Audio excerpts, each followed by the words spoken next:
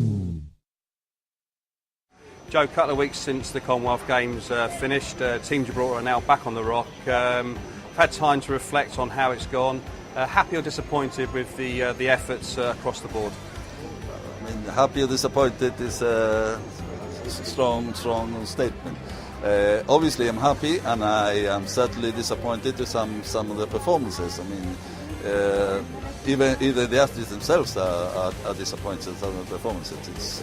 It's important that you get it right, and the idea is to make sure that when you go there, you are pepped up to get it right. Well, 4 years in preparation, even further beyond. Everything that could have been put in place was put in place. They were doing the times. They must generally be disappointed with their final efforts.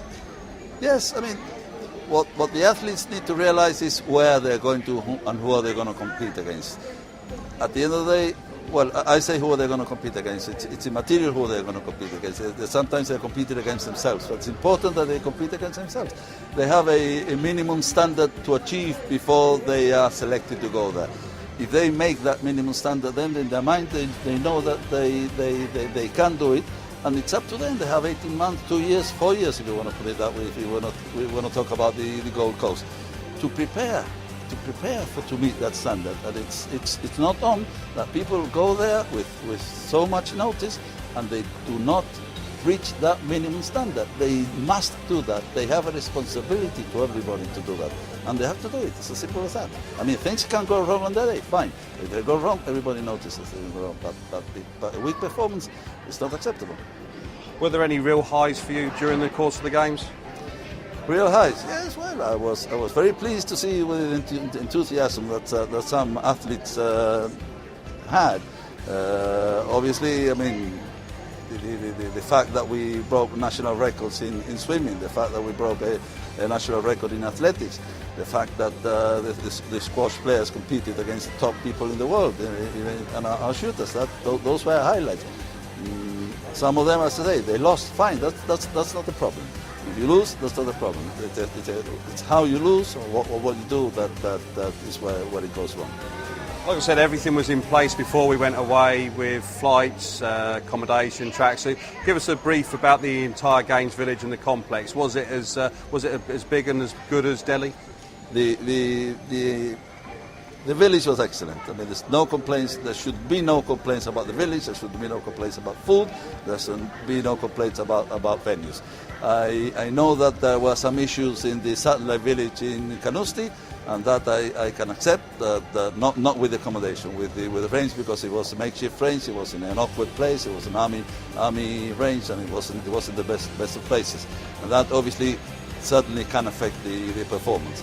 But in the whole, I mean, the games were excellent. An overall great experience then in Glasgow. But if we now start looking towards Gold Coast 2018, it is less than 4 years away. Preparations are already starting and beginning. Preparations are already starting. And I said some time ago, now is the time to start preparing. There will not be a satellite village as far as the shooters is concerned. There will not be a satellite village in the Gold Coast. Venues have been there. Venues are going to be excellent. Accommodation is going to be excellent. Everything is going to be first class. It is up to the athletes to prepare in the manner in which they have to play to compete in such a high-profile competition, and they can do it. So they have to do it, and they have to peak for 2018. There are two junior games in between, so there is a chance for some of the younger athletes to gain that experience. Very much so. That's another issue that we have. We take the young athletes to the youth games. There are 2 more before the Gold Coast, but unfortunately we take them to the youth games and then they don't make it to the real thing. I mean, it's their opportunity. If they go at 15, 16 years old, why not 2 years later, why don't they be at the peak? They have to be. They have to train. They have to take it seriously if they want to go. Otherwise, I mean, if they don't want to go, fine. They want to go to a lesser competition, fine. But if they want to go to these high-profile competitions, they must train. They must be up to it. So one final point, it really is lessons learned and how to move forward now. Lessons should always be learned. How to move forward. It's up to associations. It's up to individual coaches, and it's very much up to the individuals themselves to prepare for this competition. It's incredible to think that it's less than a year until the next NatWest Island Games are to be held. The host country this time is Jersey, and plans look well in advance for the Games, as I found out from Gibraltar Island Games President Linda Alvarez, who recently returned from a visit to the Channel Islands. I mean, when we came back from Bermuda in July, the following September I was already in Jersey because I had to go and book accommodation before it sort of got lost. So I've been in last September, and I've also just come back from this July as well.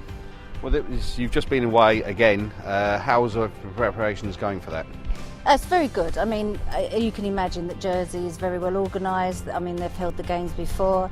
They know what it's about, and really they're just tweaking a few of the things, you know, like the different venues and things. But, you know, Jersey are very well organised.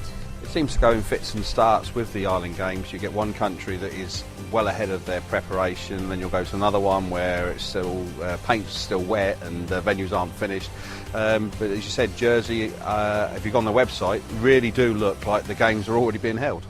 Yeah, I mean, we're getting the Island Games is so big now that because there's only realistically there's only a few islands that can actually hold it to the full extent of the, you know, the number of sports there are, and so of course we're getting now to three times around for islands holding the game. So if you can imagine you've held it twice before, you really do know, you know, what you've got to do, and you know you have a lot of the resources in place already. If you look at our team in Bermuda, didn't perform potentially to the best of their ability. Quite a small squad relatively to what we've sent in the past. There's a big squad going to Jersey because the logistics are getting there a lot easier. Yeah, I mean, first of all, with Bermuda, it was cost. It was very expensive to go to Bermuda. And for the big team sports, we didn't take those. We didn't take the football, the basketball or the volleyball. So we did have a very small squad. But now, being Jersey being a lot closer, then obviously all the squads now want to go. So I'm potentially looking at taking, you know, a total contingency of over 200 people now. That's a financial burden, government help, but really it's sponsorship at the end of the day.